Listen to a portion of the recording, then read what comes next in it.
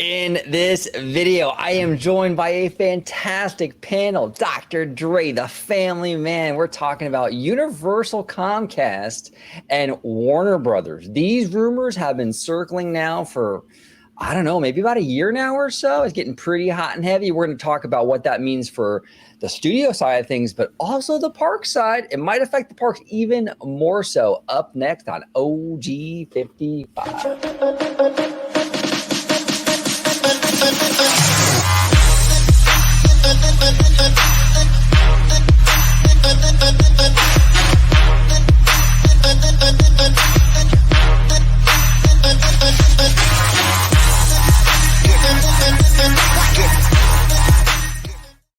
Welcome aboard to another episode of OG 55. Today we are talking all about Universal and Warner Brothers potentially merging. There's a lot of moving pieces with this one. It's kind of fascinating. But before we do, I'll go ahead and introduce my fantastic panel. We got Vash Guy, Dr. Drizzy, host of the Freshly Squeezed show here on the channel. Welcome back, sir.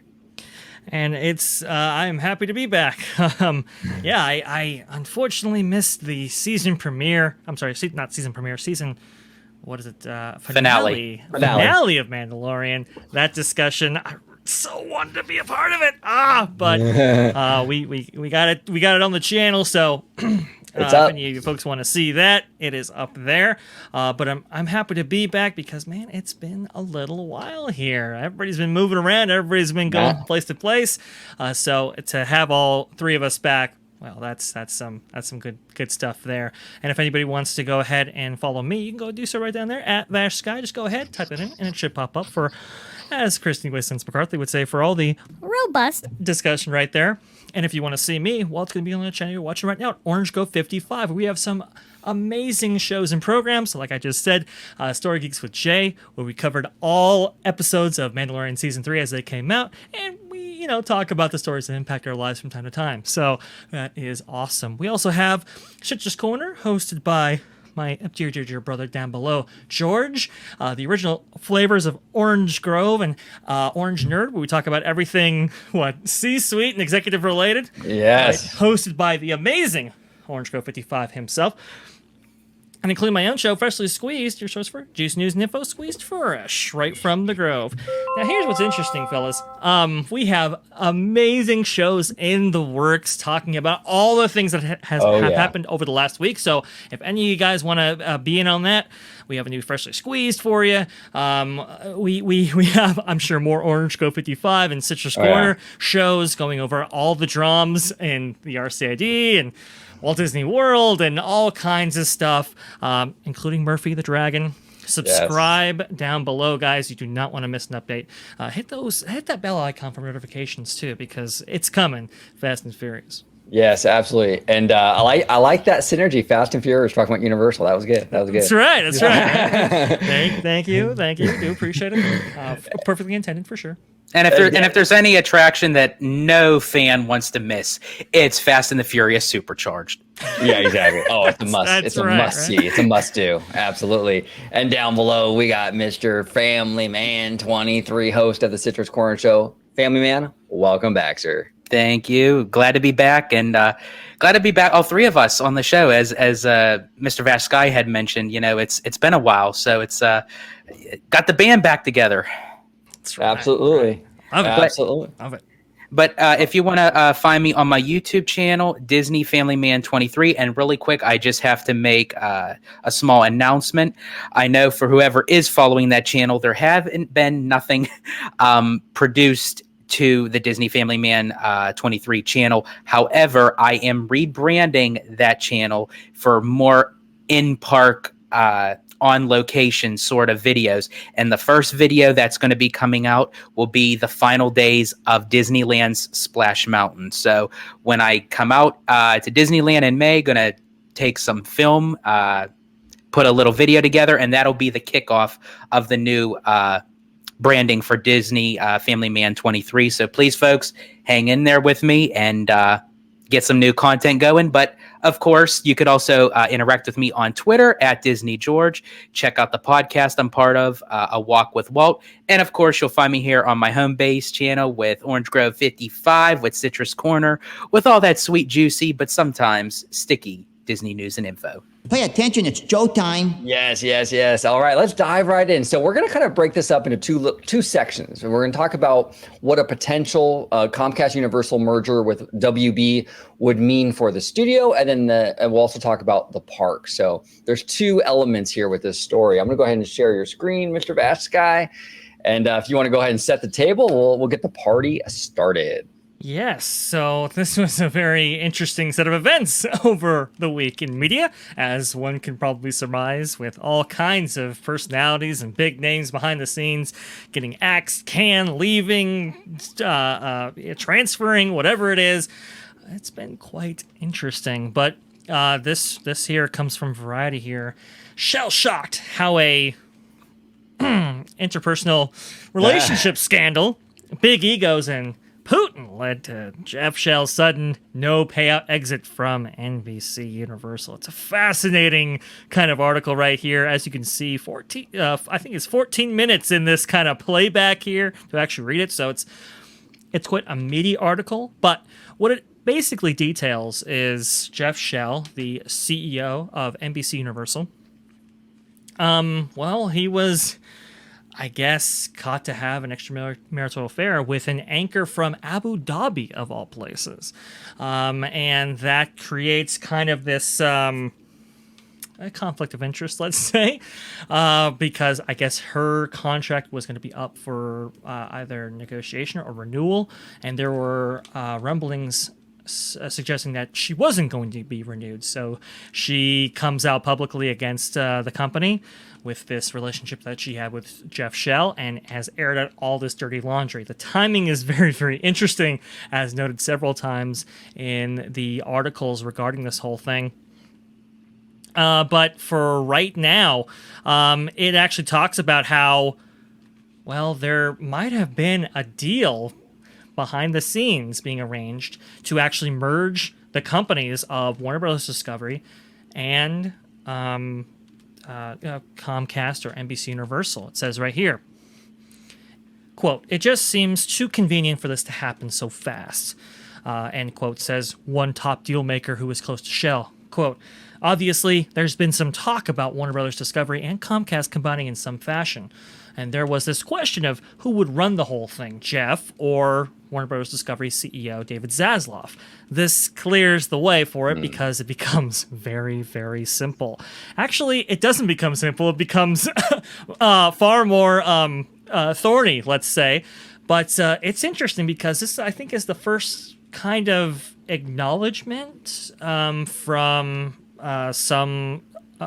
this source listed here that there was in fact going to be a merger, and that Jeff Shell and Zaslav, in association, I'm sure, with Brian Roberts, was actually coordinating some type of merger between the two.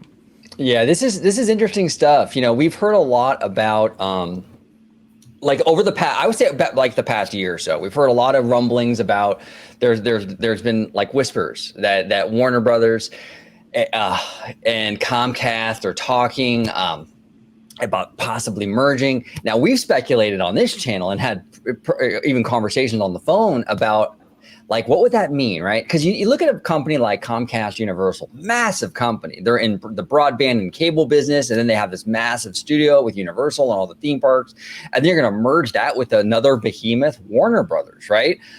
Is that thing even, could that merger even happen, right? Would the feds or would the regulators, would they even approve a deal like that? Because this is a massive thing. There was a tweet yesterday, and it really, really opened my eyes. And this was a theory, and I'm like, you know what? When I saw this tweet, I was like, that makes the most sense. Maybe not for the parks, we'll get into that, but it makes the most sense overall, right? And what this tweet said was, there wouldn't be a merger between Comcast Universal and Warner Brothers as is. What Comcast would essentially do is they would spin off the NBC Universal part of the company, right? Leaving Comcast just a cable broadband company again, but like what they were basically before they bought Universal.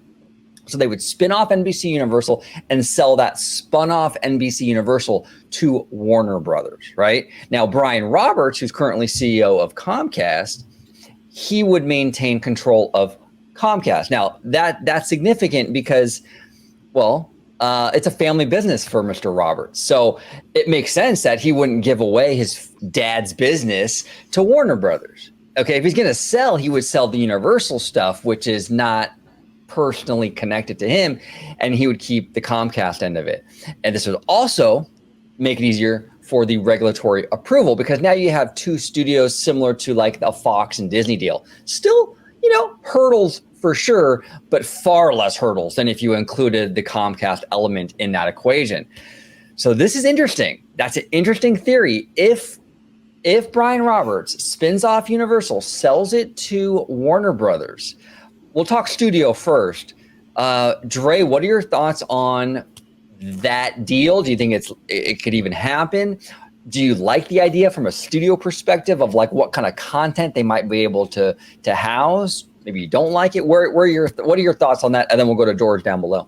For sure. Go ahead and share my screen one more time because it's interesting. I guess other arrangements have been in the works here and there again with other studios. So for Comcast doing what you say there, OG, it's not that far off because this has been explored before.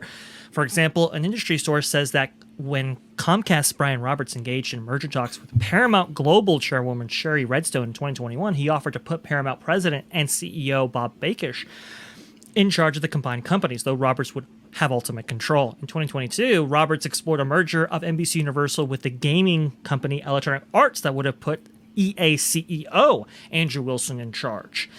And that's kind of the distinctive thing here. In both those instances, it sounds like Roberts would have full control over it all, which is very, very interesting. I do wonder if U.S. regulators would actually go with something like that. Like, look, a Paramount with a Comcast or NBC Universal, that doesn't. I mean, the Paramount share of the box office every single year is not so significant where I don't think an organizational structure like that or a merger like that couldn't take place. But something like Warner Brothers Discovery, that is massive. I mean, you guys have to understand, essentially 75, maybe 85% of the entire box office would be owned by two companies. I mean, It would be a massive, massive deal. And whether it has, Comcast itself being involved or NBC Universal only being a part of that arrangement, I suppose there would be less regulatory hurdles with that arrangement. However, there would still be massive hurdles. I mean, we heard back when the Batgirl thing happened, if we remember David Zaslav with the kibosh as it was actually in production, Batgirl. And how far along was that? I mean, it was significant. Along, right? Mm-hmm. Yeah, I was hearing it was some upwards of like 80% done or something like that. It was they had a draft of the film. I mean, it was far along. They did, and if you remember around that time, you actually had politicians in Congress saying, why did we ever let this deal go through? Should we break them up? Should we be sanctioning deals like this to make these mega corporations? And they kind of viewed it as, well, Batgirl getting canceled doesn't do a service to the American people or whatever. I mean, it was a little bit of a stretch, to be fair. But even then, you had, I think, people in government already saying like these are oligopolies or almost monopolies at this point when it comes to the box office space. Should we break up the mergers that we've already made? And should we take a second look at mergers that may be being conducted in this space, as we know that it's going to probably happen with this kind of streaming era that we're actually in. Right. We here at OG55 have been talking about the possibility of these kind of mergers taking place, these kind of let's say like Hulu-like deals where multiple companies throw their hats in to a service or something like that in order to be competitive. I mean, expect more of this stuff to happen as time goes on, but it's interesting how aggressive Comcast has been to try to merge with somebody. Warner Brothers Discovery, it's a big fish. But go It's ahead, a big George, fish. what do you think? Yeah, go ahead, brother. I think no matter how you slice it and dice it, this is going to be a major impact on not even just the studios that are involved, but just in the entertainment corporation as a whole, if this happens to go through. I think that with Warner Discovery, I think with how much content that is involved with the company over how many decades and what it can be brought into the studio portion of the side, that's where I can say it could benefit to the fact of, whether, as you had mentioned, Dre, if Comcast is part of that deal or if it's just the Universal side or what have you. I mean, you have two big name corporations that would be joining as one. And we've seen so many acquisitions and so many company deals over the years that involve with Disney. But I think this one would definitely take the cake as far as being a major impact, not just with studio, but also the park as well, which we've seen that with Disney as well. But there's also the obstacles of, if it is done tastefully, if it is done well, where they can kind of still utilize the Warner IP and use it in a positive way, where how Disney has been using Star Wars and now kind of moving towards Marvel, we're starting to see like a roller coaster, if you will, no pun intended, where down, up, it's like you don't know which way. And could that take into consideration, if Warner would happen to merge with the Comcast or Universal, could they see that same pattern as Disney did with the acquisitions it made with the other companies? Well, you will eventually, because no company is going to have a flawless track record, no matter how successful. So eventually you will see a dip. Eventually, if they merge, right now, Universal's riding high on their animation. Absolutely. They got the Mario movie. They're crushing it with the Minions. But eventually they're going to start having flops again. I mean, it's inevitable. So right. Eventually my concern is, will it eventually go back up? Are they compatible enough to say, if it starts going down, can we get ourselves out of this rabbit hole? Or is it just going to keep plummeting where it ends up possibly ruining both sides of the company, where their intentions are positive, but in the end, is the grass going to be greener on the other side? It's an interesting theory posited by George here, because one could make a very reasoned argument.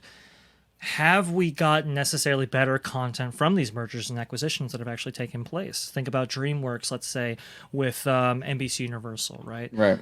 Or even like an MGM with Amazon, right? Or any of those kind of mergers. It's like, obviously it's good for these companies, let's say, but is it better for the consumer? And I think that would be maybe an argument that be brought towards regulatory agencies in terms of like, can we actually accomplish a deal like this? It is quite fascinating. But to George's point, this would make an IP powerhouse. I mean, not just in terms of parks, but in terms of studio as well. I mean, there are a myriad of brands, and David Zaslav is first to highlight them every single earnings call, right? There are a myriad of brands now under this Warner Brothers Discovery kind of umbrella here, not limited to like The Matrix, Game of Thrones, Harry Potter, some of the biggest brands that we have seen in this kind of turn of the 20th century what era for entertainment.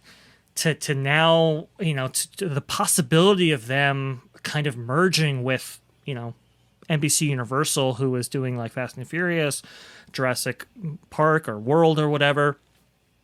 And then they also have an animation powerhouse with Illumination and DreamWorks themselves. Could they actually leverage Looney Tune characters in some capacity? I mean, the possibilities are huge. They really are endless. Mm-hmm. So this would be a huge thing, and it would be Disney's biggest competitor. For sure. In the studio space and theme park space overnight, if they weren't already. Yeah, no, 100%. And here's the thing, perfect example though of a merger that's actually produced better content. You could look no further than Universal themselves. When Comcast bought Universal, I would say their parks and their content has gotten better. It has better than it was before pre-Comcast, right? So Exhibit A with that. And you're right, Dre. I mean, a lot of people talk, and I've been really kind of hesitant about it. I've been kind of on a little bit of on an island with the Epic Universe stuff. People are like, "Oh, Disney's terrified about Epic Universe." They're not. It's just another theme park. But what would terrify them is Universal and Warner Brothers merging, because now you have a whole cow, an IP cow with endless supply. Now you have, like Dre said, Game of Thrones, Looney Tunes, all Harry Potter. I mean, think about it. Harry Potter would be an in-house franchise for Universal at that point. It would be absolutely insane. They can use it pretty much freely at that point. Now, are there any licensing agreements or stipulations as of right now, like utilizing Harry Potter within the parks, that Universal has to provide for Warner as far as any like kind of license? So that would actually end up with the merger itself, where they wouldn't have to have any kind of agreements, because that is a licensed property for Universal right now. Yeah, they're renting that property basically. So they would there's red tape involved with using Harry Potter, and anytime they want to use it, I mean, they can't just use it whenever they want to use it. They still kind of have to go through the proper channels with WB and JK Rowling and all that. But when it's an in-house thing, it's much easier. And I've been saying this for a long time. Universal loves to rent. They don't own anything.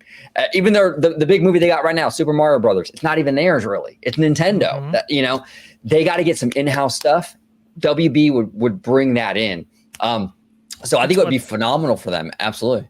That was one of the reasons they were so aggressive in trying to get Fox, because they knew that content repository could be leveraged, let's say, handily by Comcast. Because I do think you're right, OG. I think they do understand. Look, as far as the creative potential for our Universal Creative Division, like, we're right there with Universal. The only thing holding us back is the IP. I think that's exactly how these kind of NBC Universal executives and Comcast executives feel about their parks product, right? Like, it's just like, we're right here. We just need the IP in order to capture and bring people in. Warner Brothers absolutely provides this for them, and it's very kind of interesting here, doing a little bit more research on this. Share my screen one more time. I think this is fascinating right here. One point that has many Hollywood insiders marveling is how Shell could have been unwary enough to engage in improper behavior, especially as he had very publicly fired then marketing president Josh Goldstein in 2018 and NBCU vice president Ron Meyer in August of 2020, both for alleged inappropriate conduct. In what might be considered a loose cannon behavior, given what followed, Shell, along with film studio chief Donna Langley, told staff that the company was taking action on Goldstein on the basis of information that was, quote, detailed and we believe both credible and indicative of an unacceptable climate. Finding himself unemployable, Goldstein initiated a legal proceeding, and in January 2020 won an arbitration award believed to be in the ballpark of about $20 million. Interesting, because there are allegations that Shell will launch his own kind of, let's say, arbitration award himself, because he was fired with cause, which leaves him with no golden parachute, unlike, let's say, Bob Chapek, for example, right? He's now the president of worldwide marketing at Warner Brothers. So Goldstein, who he fired back a few years ago for this same type of behavior, well, now that same executive was part of Warner Brothers, and you had to have known that amongst that circle in C-suite, they knew that this deal was incoming, and that Jeff Shell was positioning himself to be the head of this kind of organizational merger structure. But now he's off the table very conveniently, right when those things were actually taking off, like the previous article said. Very interesting. This is like the Hunger Games corporate edition. Yeah. Oh, yes. No, it's like Succession, basically. Well, and that's what I'm saying. There's so much talk, and it's not just coming out of like random blogs or something. That every time we hear about Comcast, Universal, and Warner Brothers, it's from the Hollywood trades. Okay, the heavy hitters. Okay. Hey, look, it might not happen. It might not happen. Maybe it can't happen because of the regulators. Maybe, right? but there are definitely talks behind the scenes. There's no doubt. There's so much smoke. There has to be fire. Now, what would be interesting, now let's pivot a little bit to the parks now. That's kind of like our specialty here on OG 55. Let's say hypothetical, let's just say Brian Roberts is like, you know what? I bolstered, Universal. The parks are doing better now than they were before. The content's doing better now than they were before. I'm going to go ahead and I'm going to flip this house, basically, right? I'm going to go ahead and make a little profit on Universal, and I'm going to sell it to WB. So I'm going to spin off Universal, sell it to WB. Now, David Zaslav is running this newly formed company, which would be Universal WB Discovery. Well, that changes the equation quite a bit for the theme park, because now you got David Zaslav running Universal content, which I think he'd be fine on the content side of things. I think that's what his wheelhouse is content. But how would a David Zaslav run the parks? Does he want to run parks? I don't know. What are your thoughts on that, Dre? I think that would worry some Universal fans. Now, Zaslav might end up being he might be a home run hitter with this. I mean, Michael Eisner came from Paramount. Didn't know diddly squat about theme parks, comes into Disney and crushes it the first 10 years at least. Zazzy might be the same deal. He might come in and absolutely crush it, but he also might come in and go, you know what, we don't really need these, or he might maybe kind of downsize the investment. It's a huge risk, but what are your thoughts? Zazzy running theme parks. Well, it gets kind of interesting because in your example of Michael Eisner coming in, not knowing much about theme parks, I think Michael Eisner had two things working in his favor. He was ambitious enough. He understood the responsibility of managing and running the day-to-day operations of the Walt Disney Company, and was not afraid to imbue quality in the work, and also had a very kind of burgeoning WDI, let's say, at around that time. The old guard had left largely by that point. So you had, a young team in there wanting to prove themselves, especially after what happened with Epcot and so forth. So they were ready. They were very hungry for big projects and so forth. And, both of their kind of mutual ambitions, let's say, fueled some really great stuff. We don't necessarily see that dynamic here with Zaslav and Universal Creative, for example, right? Zaslav has been known to be a penny pincher, right?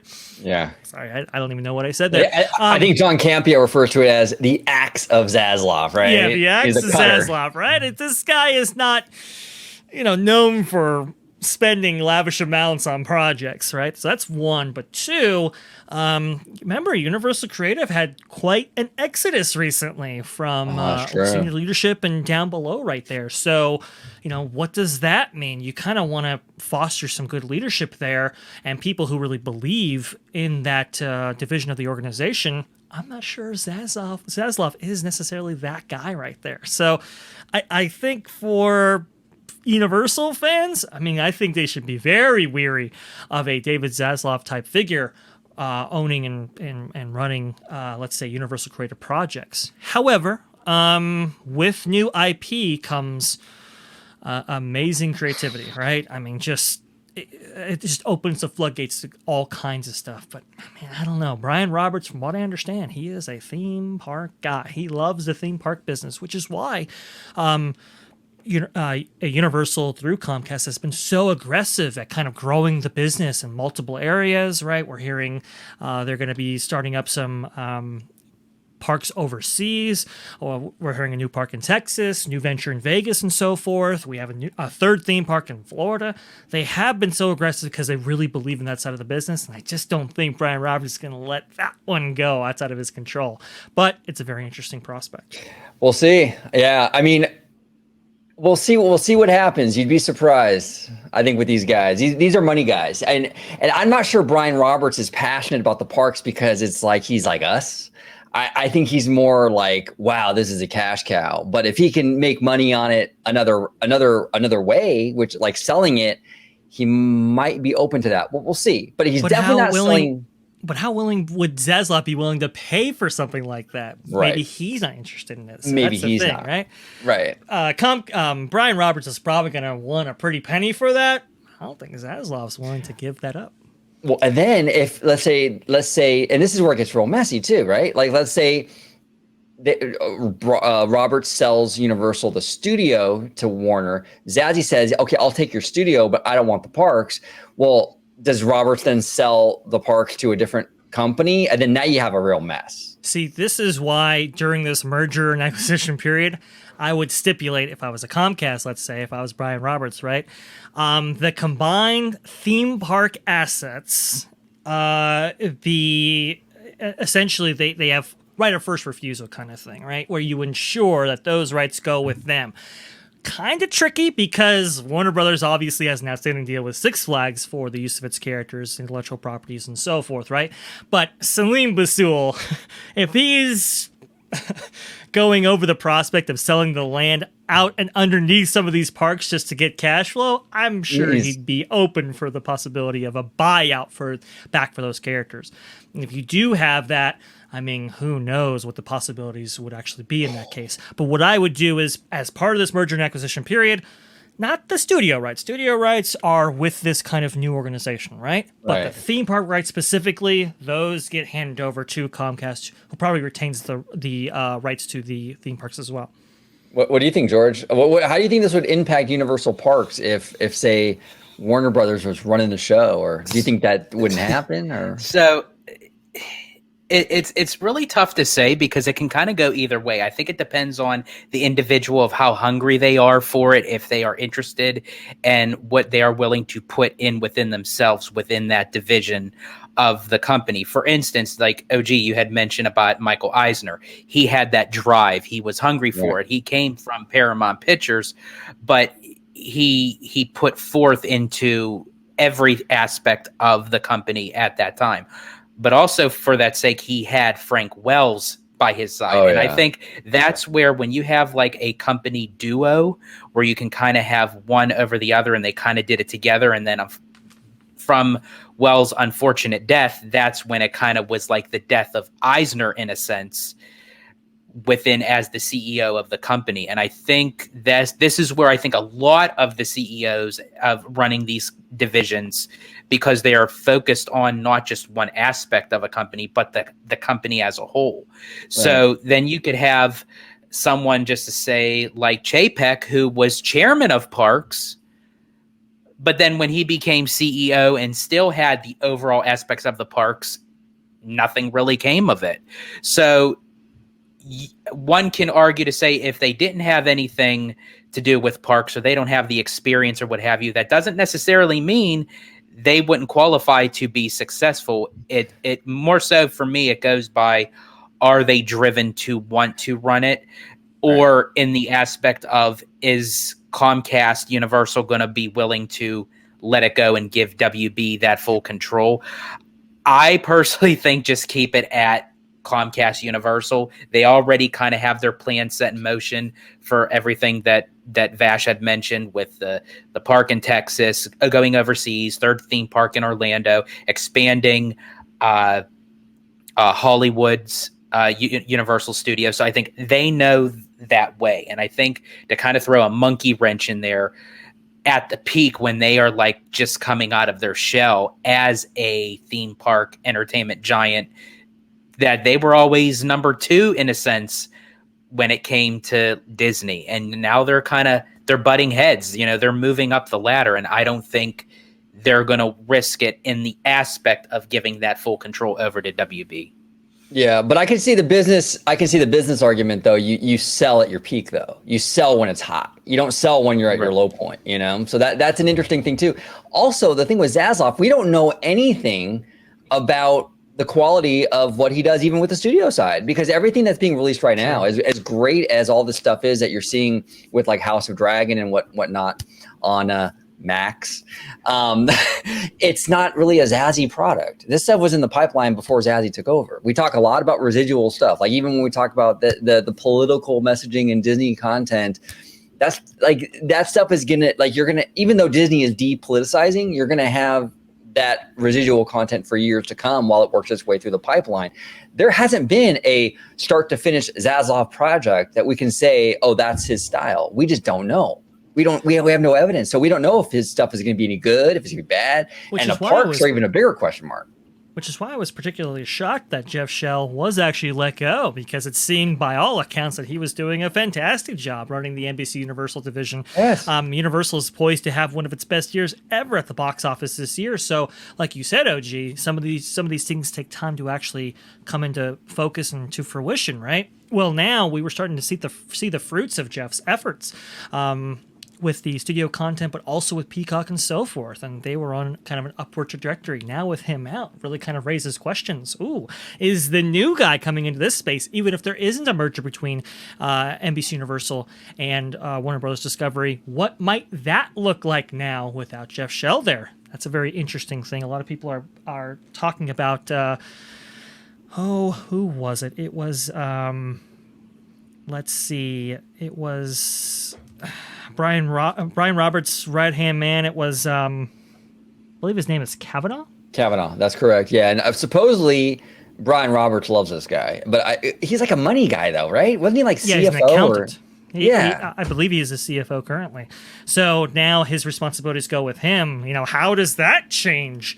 What is it? NBC Universal's trajectory with the parks themselves going forward, just in this realm, with an arrangement that is tangible and that is actively happening right now. This isn't just speculation, but that remains to be seen as well. So that's interesting fallout that I'm sure OG55 we will cover as it goes on here. But just to go into that speculative mode just for a second here, with our remaining time, could you imagine the repository of IP that would be available under under this kind of acquisition right here? Right. I mean, it would be absolutely insane. I think the Matrix, think Looney Tunes, to your point, OG. Right. They have had a problem. NBC Universal has, and it's not just one style of IP. Like there's so many different genres that spread and branch out from how many years that they could go more edgy, they could go more for teens, for more adult, then they can kind of go more towards kids for the Looney Tunes. What could Universal, this new company, do in the theme park space with like a Game of Thrones? I mean, that would be out of control. You want to talk about a perfect property to put in Epic Universe as like an expansion? Game of Thrones. Game of Thrones would be absolutely massive, but you're not just limited to that, though. You also have an inroad maybe to the New Line Cinema Films Lord of the Rings trilogy, right? And all of that repository of content. Now, the Token family, from what I understand, still has to sign off on that, but the New Line Cinema produced those films, and, well, they're under Warner Brothers, so you have access to that as well, which would be absolutely massive. A lot of theme park guys, including Disney, have been wanting to get their hands on those rights there. Now they would be under this kind of big umbrella brand that we have here. Think about like the Looney Tunes, right? Universal has had for a long time a problem with entertaining little ones. Well, now they have the Looney Tunes characters and the Animaniacs and all those great repository of characters that you can create lands out of if you wanted to. Not to mention the DC universe. Remember back when Islands of Adventure was being developed as a project until it eventually would open in 1999. It was being developed with the idea that the DC universe, not the Marvel universe, would be represented in Superhero Island. And you would have like a Superman, Metropolis type section, and then a Batman Gotham type section. Each would have their respective attractions. Well, now, as long as you get those rights back from, like I said, Six Flags under Salim Basoul, now you have access to those characters as well. Dude. We've been theorizing, what could they do with that superhero area? Well, that now becomes what you can do, and you don't just limit your access to like maybe like the comic book interpretation of those characters, but you can do the Christopher Nolan type Batman. Yes. You can do the Snyderverse type Superman if you wanted to, and all those other things. I mean, the possibilities are endless here. Endless. And this is one thing I've said many, many times. One of the things holding me back from being like hardcore Universal fan is lack of interesting IP. I'm not a Minion person and I'm not a Fast and Furious person. So there's not much left at Universal for me to like really get into. They merged with Warner Brothers. It's a whole different story. You have an OG very interested in their parks now because now you got all kinds of Go stuff. ahead. Yeah, you you're got talking DC, about Game of Thrones, Lord of the Rings, everything. a theme park brand that has access to Lord of the Rings, Game of Thrones, The Matrix, Looney Tunes, Nintendo, Fast and Furious for all it's worth, right? Jurassic World. I mean, it just goes Harry Potter.